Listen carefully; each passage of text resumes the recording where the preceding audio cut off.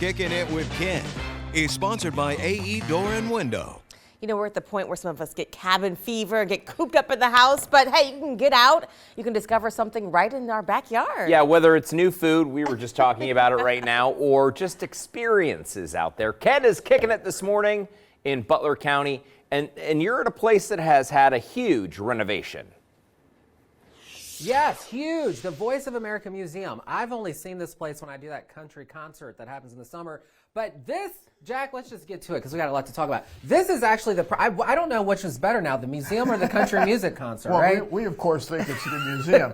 You know, we've been closed, Ken, for Yeah. 6 months, and we've made some great improvements here. So we're inviting people to come back beginning on the 25th of January. When you were saying you made improved, we're not just talking like you dusted off something, right? We've new walls, new exhibits, new all kinds of things. And some of the exhibits people will see. Yes. For instance, this all started back in the Second World War when the president wanted to get our message to the German people, and he was what Hitler was doing. He had this radio called the Volksempfänger, and it only could broadcast Hitler, and right? that's it right there? That's it right there. And there's only, you don't see those down at Best Buy, I'll tell you that. And then they can come and hear the rest of the story from you, right? On January 25th. Yeah, that's when we opened. Yes. Yeah. All right, what's this bad This boy is the here? control room. There were 6 quarter-million-watt transmitters on this site.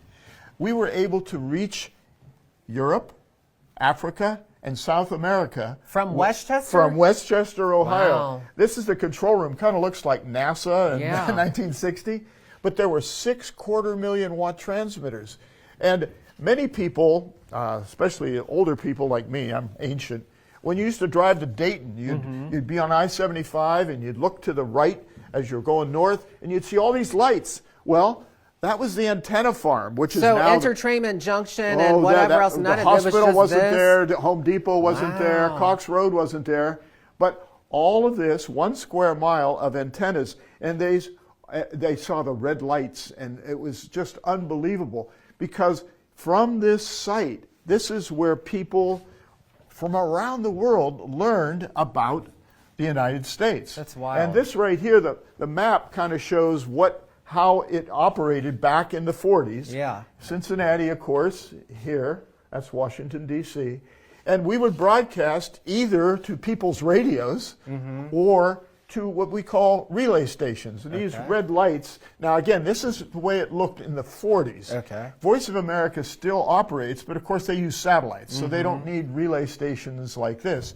But back in the 40s, the only way you could get a signal around the world was with high-power shortwave. We have like 1 minute. Do you want to do the little... Show you how that happens. You know, radio waves travel in a straight line. So how do you get around the world? Well, we have this display. We have tons of displays here so people can understand. Shortwave goes this way. Broadcast from Bethany, bounces off the area of the atmosphere called the ionosphere, and then it bounces back up and down until it gets to its site. And of course, the complicating thing is the ionosphere moves. Yeah. So you have a tremendous amount of mathematical calculation. But simply put, that's how we got signals around the world. I love this. Okay, January 25th, what are the hours? We're open from noon until 4 every Saturday and Sunday beginning January 25th forever. And you promised the whole place has been revamped. It's all been revamped. We have a Cincinnati wing. We have an entirely big redeveloped Hattie the Witch is over there for you folks. Yeah, we couldn't even... I'm going to come back and kick it and we'll do the whole place because I think it's great. Also, we have to say, my photographer, Dale, he's been in TV like 35 years. This was his first manager. I was walking in, Uncle Frank, and I said, oh, Dale will be in a second. He said, Dale lights. He was like, oh, and I've never seen Dale light up. Like, I was like, oh, is that what I got to do every single day? Yeah, forever, Ken. Well, you can Thanks for coming, and we'll look to see you. Maybe you come out on Sunday. For sure. What do you got, Uncle Frank? I was going to say, you can tell his passion, his joy for broadcasting the business. It's great. And Kenny, maybe a tri-state travel treasure. You never know. Actually, yeah, I should do a show up here. I have a show, Jack. So they're saying how great you are. You're very knowledgeable. Yeah, well, a little bit. Very humble. All right. Very nice, very nice. Hey, thanks, guys. That's really interesting stuff there.